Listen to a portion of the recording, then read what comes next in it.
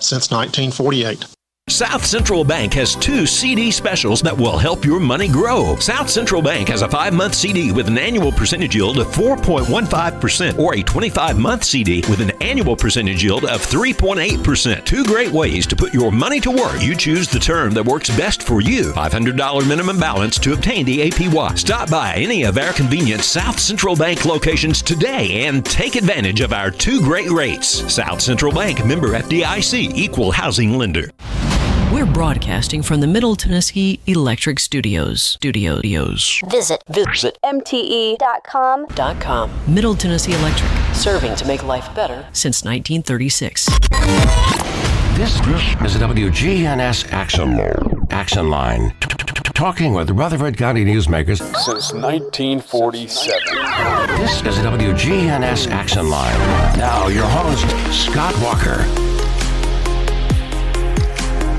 Right now that time, 8:22, you're tuned to WGNS again on this Tuesday morning, today the 17th of February. And this morning we'll be talking about the Rutherford County Library System. And in studio with us today from the library, we have got Taylor Love and Cassandra Taylor, branch manager of the Smyrna Public Library. How are both of y'all doing this morning? Doing good. Doing good. So what all is happening within the library? Because I know there's a lot coming up, especially in Smyrna.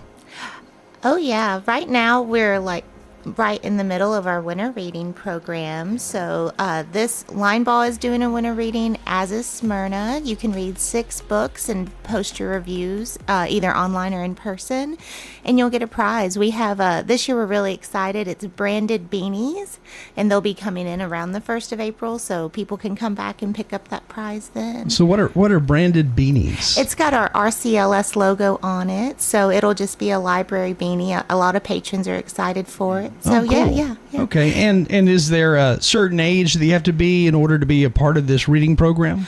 There's 2 categories. We do it for children and adults. So okay, yeah. Cool. So again, they can sign up and be a part of that at the Smyrna Library. And then what else have you got going on? We've got a new teen event. They're doing a teen taste test. A teen taste test? Yeah. That sounds a little scary. Yeah. What kind of taste test is that? So I think they've got the teens. They can come in and try different foods, try to identify what the flavors are, I think is what they're trying to do on that one. Interesting. So have you all done this before? This one's first brand time. new, yeah. First time. So this is going to be interesting, I'm sure, especially with teenagers. Some of them are pretty finicky eaters, I'd say. Yeah, it should be fun. Yeah, I think that's the goal of the program, to try to get them to try something new Get for them out of once. their comfort So zone. do you have, what are some of the foods that you're going to sneak in there? I know it's going to be like a lot of different snacks. So our youth services coordinator is really passionate about this project. I think she's going to try to get some, like international foods as well and different things. So yeah. Yeah, it's funny because I don't know if you've tried things like, little gummy snacks that kids eat. But for some reason to me, they taste so much more chemically. Do they? Or chemical, they have like a chemical taste to them to me these days compared to like real fruit. I can taste it way more now that I'm an adult. Yeah. It's funny. I wonder if they've added more ingredients to make them, the shelf life last longer or what? Or did our taste buds just change that much as kids? I know we did this. I started at Patterson Park in the MGL library about, 7 years ago now, and we did this for teens once, and they actually they tried crickets. So like real crickets? Real crickets, yeah. It was like they loved them. A lot of countries eat in Southeast Asia. Like chocolate covered? We had barbecue, ranch, and plain. We didn't have chocolate because allergies, but yeah, you would have thought it was pizza. Really? Yeah, I had 60 kids come and eat crickets. So it's probably one of the greatest things I've ever done. No. Were the kids blindfolded when they? No, Really? no, and it was talking about like bizarre. It was like a bizarre things from across the world, and we talked about different customs and things that are different, in other parts of the world than here in America. And then for the finale, it's like, and some countries eat crickets, and today you can try them too. And they like, what? Yeah. Count me out of that one. I know. Did you try one? No, I did not. No. I couldn't bring myself just to eat it. I don't know why. That just doesn't sound very appetizing. Did you have somebody local who knows how to cook crickets? No, they had them at the World Market here in town, and I just got enough. I told them what I was doing, and they were like, "Oh yeah, that'll be fun," and they donated me some. That's and then hilarious. I bought some. Yeah. Man, what else did you try? Oh, that day it was just the crickets, but I'm like, I don't think we're doing crickets for teen taste tests. So they're safe from teens, crickets. please come to Smyrna and try some fun, snack foods maybe. Any other insects? No, not so far. No. Not on the table. That's different for sure. Yeah. So what else is happening? Because I know you guys also have an event where I guess those who are adults, they can bring games to the library. What is that about? Yeah, we do an after-hours game meetup at the library at 5:30. This upcoming one will be on Friday the 27th. We do kind of a rotating variety of games. So sometimes we'll have some card games. This month we're going to just bring any game you want, classic board game style. So cards, dominoes, chess, checkers, that kind of thing. Could be the old school Trivial Pursuit or whatever, Sure. I guess. Yeah. Yeah. Are board games, are they making a comeback? Oh, definitely. Yeah. So people are enjoying them again. I think so. After COVID, people wanted to get together more Yeah. in person, so they've definitely made a big comeback. And there's just an endless variety of games out there now. So It's hard to pull people away from the computer or the video games because, man, they're so realistic today. I can see where that would be more fun in the minds of a lot of people versus a board game. Mm-hmm. Yeah, and all kinds of adults come out. It's kind of we've had seniors come join us for games. We've had a few couples come for their date night, for a nice date night. Sometimes we get free pizza or do other snacks too. So it's really cool because you get to walk in, they get to see the library when it's all closed. So all the lights are out. It's like really muted. And so they're like, oh, I'm not supposed to be here, but then they get to have fun. So it's like a fun way for adults, if they can have someone watch the kids or don't have the kids, can come and explore the library and play games and meet people. So, And again, that takes place at what time? And did you say it's on Fridays? the or 27th, we do it once a month. Once a month. And it's at 5:30. 5:30 in the evening. Okay, so the 27th is when that's going to be. What are the most popular games that you're seeing as far as board games, card games, all of that? oh wow. What would be the most popular game? And I haven't even thought about checkers in years. I mean, we did a chess night last year, Chess and night. chess was still Probably had the biggest turnout. Yeah, people still come out for chess. It's a old standard. He's 3D printed a whole chess set board Oh, really? and pieces on our 3D printers. So, Yeah. Taylor's So the we'll 3D play print that out. instructor at Smyrna. You have to be kind of smart to play chess. It's true, I guess, it's like yeah. a strategy game, Yeah. So that's a tough one. I could see where that could last all night. I still think when we played Chameleon, a lot of people came out That's for a fun Chameleon. one, Yeah. I don't know what that is. It's kind of It's a like game where you basically are lying to the rest of the group Yeah. to try to fit in. Someone has a card that has a topic on there, and everyone else knows the topic except one of the players, and everyone else has to try to figure out who doesn't know what's going on, and they have to try to pretend like they know what's going on. it's a lot like when you don't study for the quiz or the test, and you just try to do it and make your way through that test and hope you pass. Yeah. And the test is out loud, and you're Exactly. Yeah. horribly embarrassed at the end.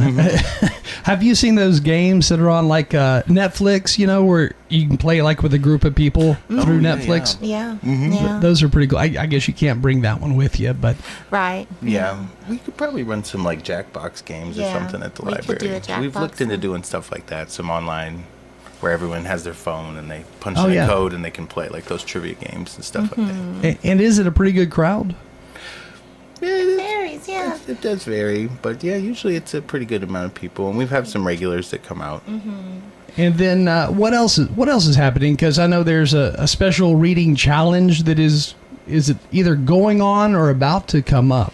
Yeah, so it is the 250, America's semi-quintencentennial. That's a tough thing to say. I've yeah. been practicing Nailed it. it. I've been practicing.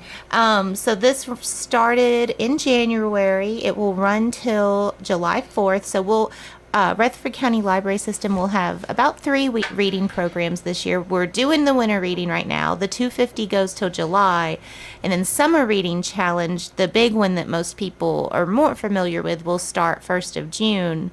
But you read... There's 2 different challenges. I know one is read a book from every state. So that either means the author lives in that state or it's based in the state, either or. And then on the other flip side, it's like reading, is it? I can't remember. I know this is awful. So our HRC coordinator at the Historic Research Center really made this, Kayla. But you do get a really pretty commemorative 250 coin that I'm excited to hand out once you finish the challenge. And you get a little bit more time for this one. So with the winter reading program, that one ends March 14th. Yes. And those who read whatever books they read, they can submit, I guess, up to 6 book reviews that 6 they books. write. And then for Smyrna, like if they read more than 6, like by all means, we encourage reading. So we do have like a bronze, silver, and grand prize for most read. The grand prize winner receives, I think this year it's a $40 gift card for Starbucks from our Friends of Smyrna Library Group. And then the child top reader will get a Dogman action figure pack. So it's a pretty coveted Pretty prize. cool. Yeah.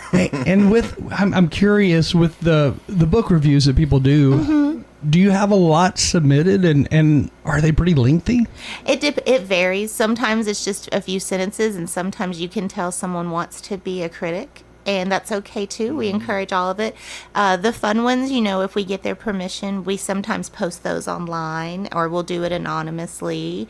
I know last year we had 74 participants, so if you want to say 74 times 6, that's how many reviews. You had that many who actually reviewed yeah, it? Okay. Yeah.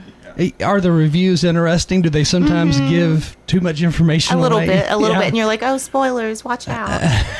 That's funny. Do you remember what some of the books were that stand out to you that maybe got more reviews than others? Oh, it tends to be like, James well, really, it's like who's being read. And like James Patterson will have a lot of reviews. Some Harlan Coben's, Louise Penny. Are you ever surprised by some of the reviews? Yeah, well, it's getting to read like not only how people adapt and stick to a story, but their own vocabulary. And it's also really interesting to watch the reviews get better, because they've been working and reading. And it's like, a little bit of English homework to freshen your brain up for the new year. Yeah. And I guess some people could interpret the book a different way than what somebody else interpreted.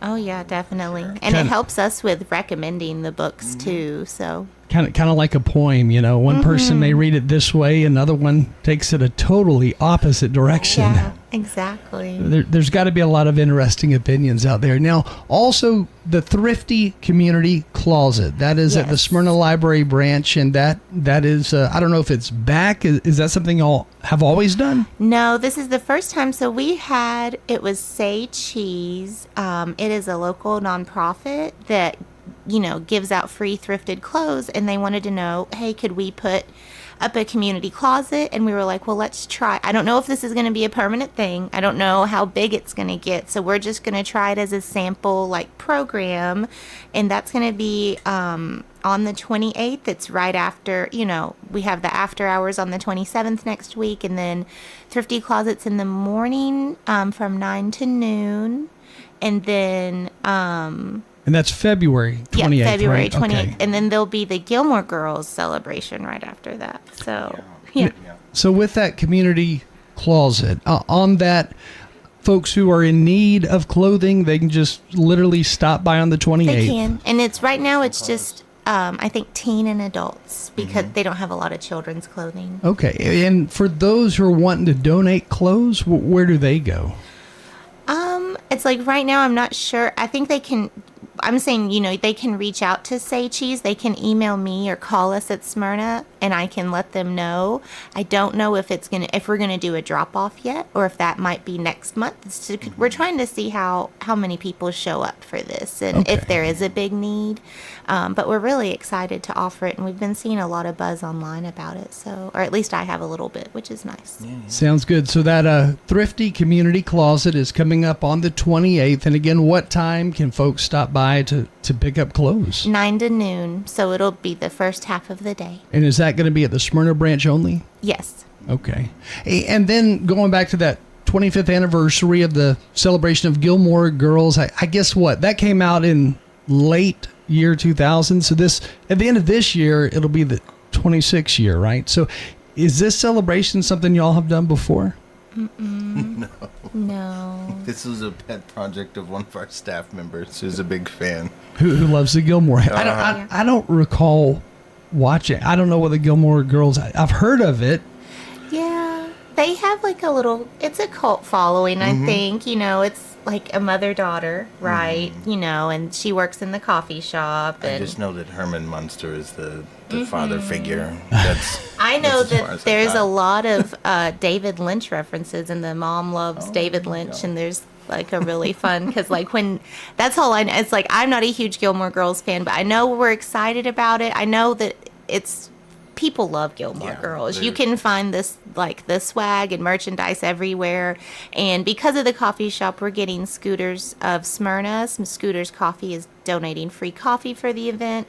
I do think they'll just be watching some Gilmore Girls, have some activities, probably crafting, maybe a Mad Libs. I don't know. I'm excited. She's kind of kept it under wraps, so I think it's a surprise. So what brought this about? Because I read something online about there's a lot of people out there who are, talking about the Gilmore Girls again.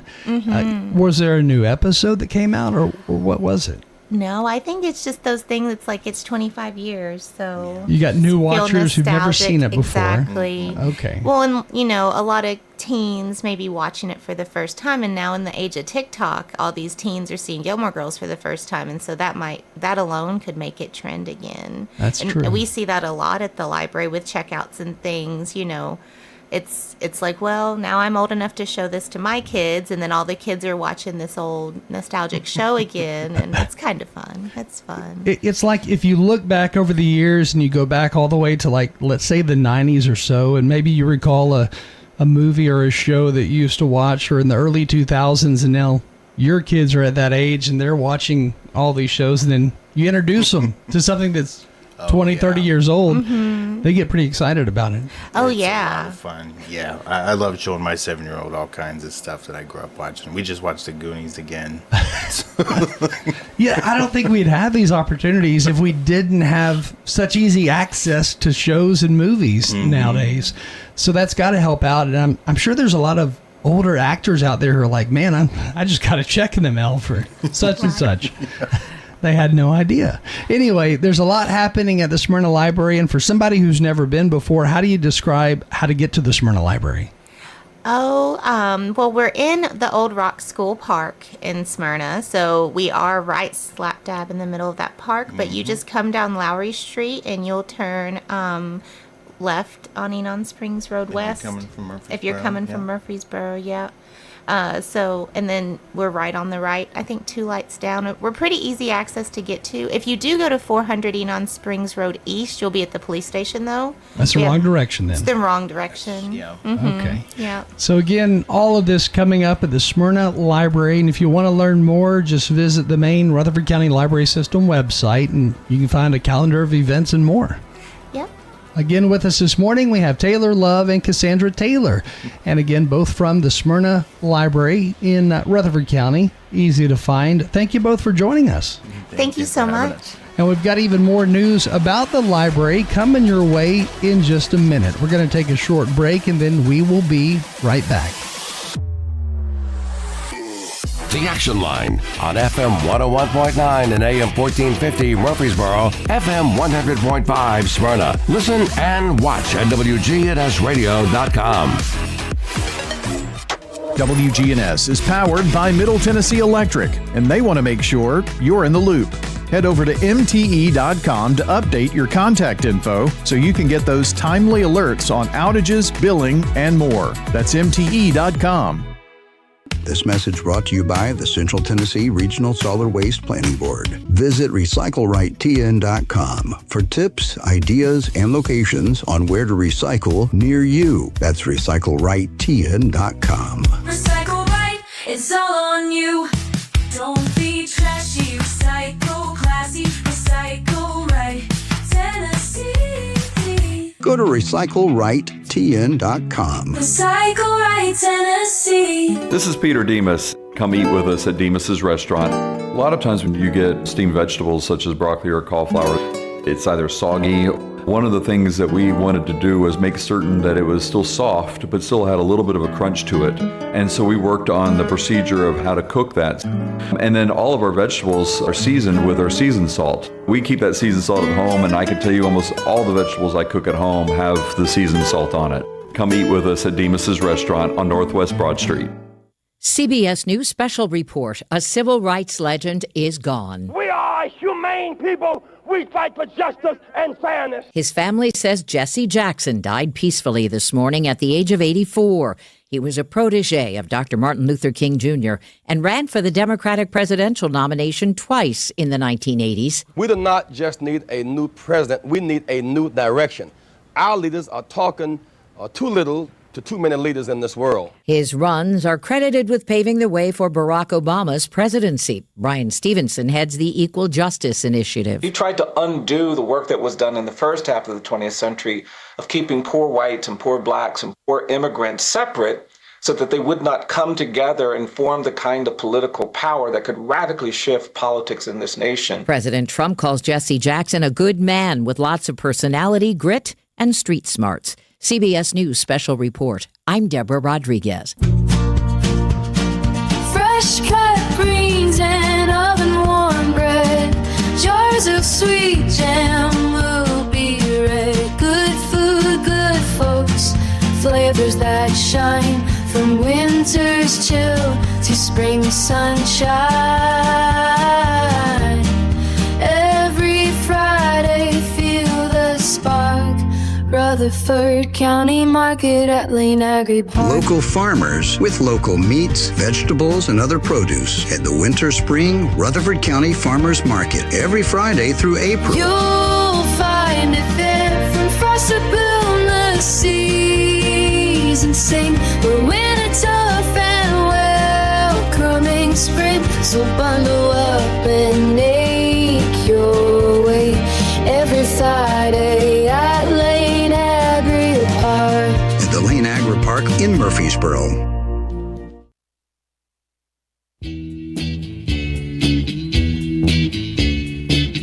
Hello, and nausez le bon temps poulet from the Rutherford County Library System. This is Amanda bringing you library news and events from our 6 branches around the county and what's going on at your library system.